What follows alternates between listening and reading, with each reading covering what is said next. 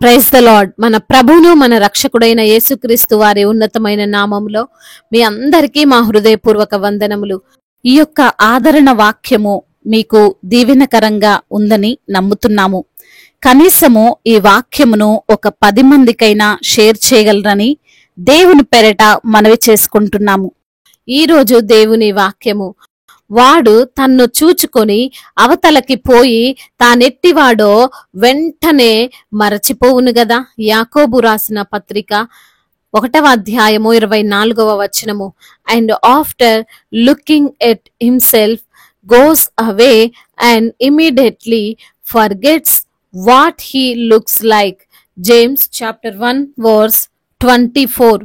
ఈ రోజుకు గాను దేవాతి దేవుడు మనకు అనుగ్రహించిన వాక్య భాగమును బట్టి ధ్యానించుకుందాము.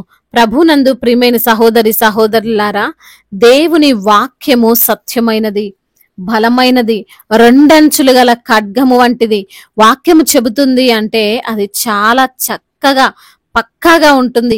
ఈ రోజున లేఖన భాగంలో కూడా వ్రాయబడి ఉంది, ఒకడు తన ముఖమును అద్దంలో చూచుకొని జస్ట్ అవతలకి వెళ్ళగానే మరచిపోయే వ్యక్తిగా ఉంటాడు అని. 1 గంట సేపు అద్దం ముందు నిల్చొని రెడీ అయినా 1 సెకను అద్దం ముందు నుండి వెళ్ళిపోగానే మన ముఖము ఎలా ఉందో తెలియదు. ముఖము మనకు గుర్తుండదు.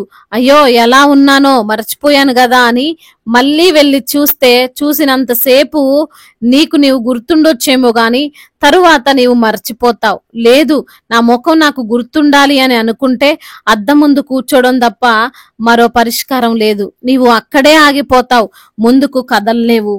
ఈ వాక్య భాగము ఎందు నిమిత్తమున చెప్పబడింది అంటే, వాక్యమును వినేవారు విన్నంతసేపు బాగానే ఉంటారు గాని ఒక్కసారి చర్చి నుండి బయటికి వెళ్ళగానే యూట్యూబ్ లో వాక్యం వినగానే తర్వాత ఏమీ గుర్తుండదు. మరలా పాత జీవితమే, మరలా అదే బాధలు, అదే ఆలోచనలు కదండి. వాక్యం ఎప్పుడు అబద్ధం చెప్పదు. నిజంగా అందరూ అలాగే ఉన్నారు. అయితే మనం అలా ఉండొద్దు. మనము విన్న వాక్యాన్ని హృదయములో భద్రపరచుకొని వాక్యానుసారంగా జీవించాలి. అయితే ప్రియమైన సహోదరి సహోదరులారా, వాక్యాన్ని మర్చిపోవడం అనేది మనము కావాలని చేసేది కాదు. లేఖనాల్లో వ్రాయబడి ఉంది, అపవాది ఆ వాక్యము మనలో నిలవకుండా ఎత్తుకొని పోతాడు. ఆ వాక్యం విని దానిని మనలో మనము భద్రపరుచుకుంటే మరి మనము మారుతాం కదా, మన జీవితం మారుతుంది కదా, మనలో ధైర్యం నింపబడుతుంది కదా, మన కుటుంబం కట్టబడుతుంది కదా, మనం ఆత్మీయంగా ఎదిగి ఈ లోకాన్ని అసహించుకొని వాక్యాన్ని ప్రేమించి నిత్య జీవానికి వెళ్తాం కదా. ఇలా జీవించడం అపవాదికి ఏమాత్రం ఇష్టం ఉండదు. అందుకే వాక్యాన్ని మనలో లేకుండా ఎత్తుకొని పోతాడు. అయితే ఈ రోజున ఈ యొక్క లేఖన భాగమును బట్టి మరొక విషయాన్ని మనం నేర్చుకోవచ్చు. అద్దంలో చూసుకొని మనల్ని మనం ఏ విధంగా అయితే మర్చిపోతామో, మనకి మనం ఎలా జ్ఞాపకం ఉండమో, అలాగే మన పైన వస్తున్న కామెంట్స్ ని, మనల్ని నిందిస్తున్న వారిని, మనల్ని బలహీనపరుస్తున్న వారిని, మనమంటే నచ్చని వ్యక్తుల్ని మర్చిపోవాలండి. అప్పుడు మాత్రమే ముందుకు సాగుతాం, జీవితంలో ఆనందంగా ప్రయాణిస్తాం. కానీ అపవాదిగాడు ఎంత తెలివైన వాడంటే గుర్తుంచుకోవాల్సిన వాక్యాన్ని మర్చిపోయేలా చేస్తాడు, మర్చిపోవలసినటువంటి విషయాలను గుర్తుంచుకునేలా చేస్తాడు. మనల్ని నిందిస్తున్న వారి మాటలు పదే పదే తలుచుకొని బాధపడాలి. మనపై వచ్చినటువంటి బ్యాడ్ కామెంట్స్ బట్టి డిప్రెషన్ లోనికి వెళ్ళిపోవాలి. మనకు ఎదురైన చెడు అనుభవాలను తలంచుకొని ఆలోచిస్తూ ఎందుకు ఇలా జరిగింది అని కృంగిపోవాలి. అదే అపవాది ప్లాను. వాడి ప్లాన్ ప్రకారమే ఈ లోకంలో వాక్యము తెలియని వారందరూ, తెలిసిన వాక్యాన్ని బట్టి జీవించని వారందరూ కూడా నడుస్తున్నారు. అందుకే కదండి, ఫెయిల్యూర్స్ వస్తే చచ్చిపోవడం, ఓటమి వస్తే కృంగిపోవడం, చిన్న గొడవ అయితే ఆత్మహత్యలు చేసుకోవడం, అడ్డంకులు, తృణీకరణలు, బలహీనతలు చూసి భయపడిపోవడం, ఇంత వీక్ గా మనుషులు తయారయ్యారంటే వారిలో వాక్యము నిలిచి ఉండకపోవడమే ప్రధాన కారణం. ప్రభునందు ప్రియమైన సహోదరి సహోదరులారా, బహుశా ఈ రోజున నీవు కూడా ఇటువంటి స్థితిలోనే ఉన్నావేమో. గుర్తుంచుకోవాల్సిన వాక్యాన్ని గుర్తుంచుకోకుండా మర్చిపోతున్నావేమో. మర్చిపోవలసిన ఈ లోక సంబంధమైన వ్యర్థమైన మాటలను తలంచుకొని బాధపడుతూ ఆగిపోతున్నావేమో. అందువల్లనే నీలో కలవరం, అందువల్లనే నీలో భయము, అందువలన నీలో సందేహము, సంశయము. వాక్యము హృదయంలో ఉన్నవారు కలవర పడరండి.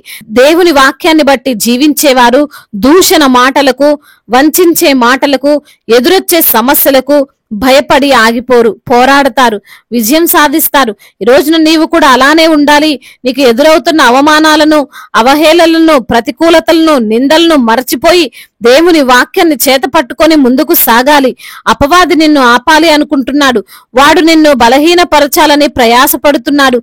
వాడి ప్రణాళికలో ఉచ్చులో నీవు చిక్కుకోకుండా గమ్యం వైపుకు పరిగెత్తాలి, వెనకున్న వాటిని మరచి ముందుకు సాగాలి అని వాక్యము సెలవిస్తుంది కదా. అదే విధంగా గడిచిన కాలంలోని మిస్టేక్స్, తృణీకరణలు, తప్పులు అన్నీ మరచి దేవుని పైన ఆధారపడి జీవించు. నీవు అనుకునే స్థానములో నిన్ను దేవుడు నిలవబెడతాడు. దేవుడు ఈ మాటలను దీవించి మన హృదయములో ఫలింపచేయునుగాక.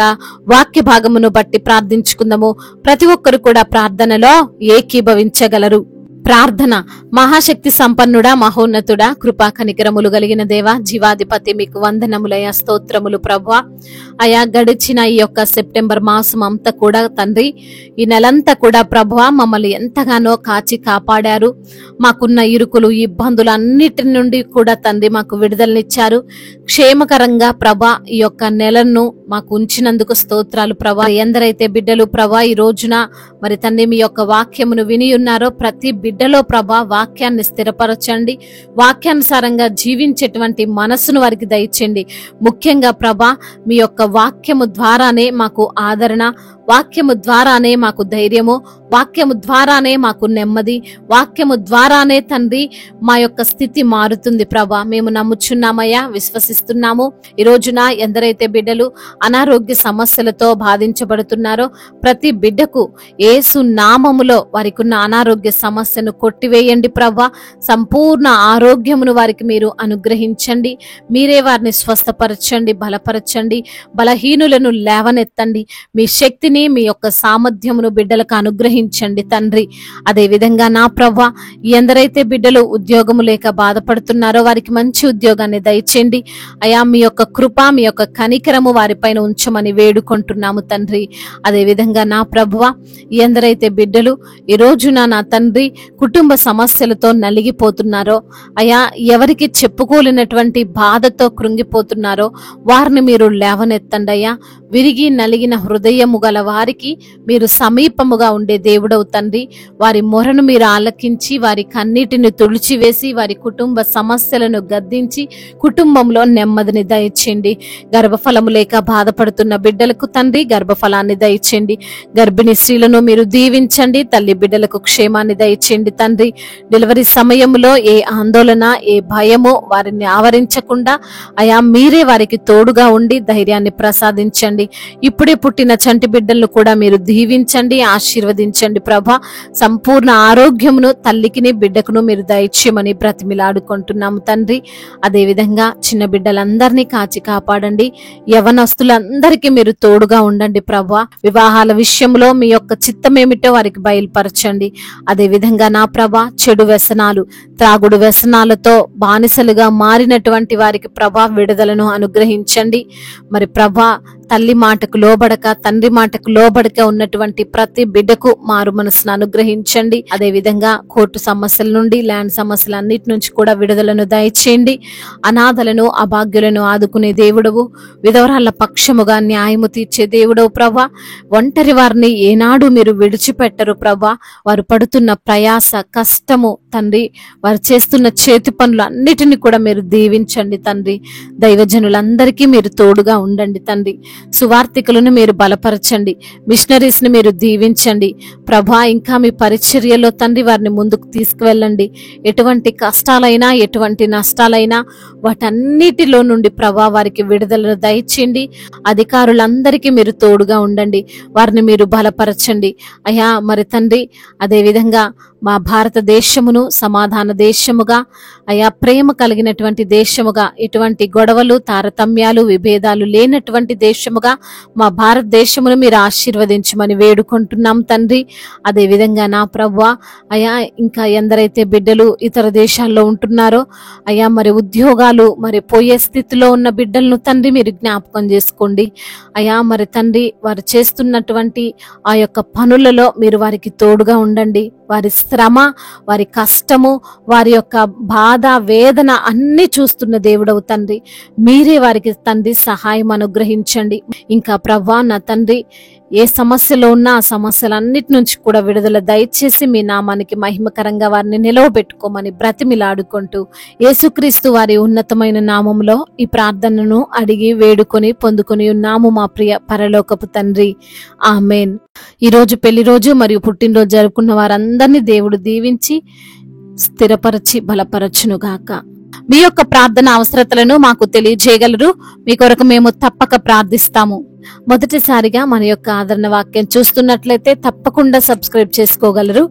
ఈ వాక్యం మీకు ఆశీర్వాదకరంగా ఉండినట్లయితే అనేకులకు కూడా ఈ వాక్యాన్ని పంపి మీరు కూడా దేవుని యొక్క రాజ్య సువార్తలో పాలిభాగస్తులు కావాలని దేవుని పేరట మనవి చేసుకుంటున్నాను. May God bless you all. దేవుడు మిమ్మల్ని దీవించి బలపరిచి స్థిరపరచునుగాక.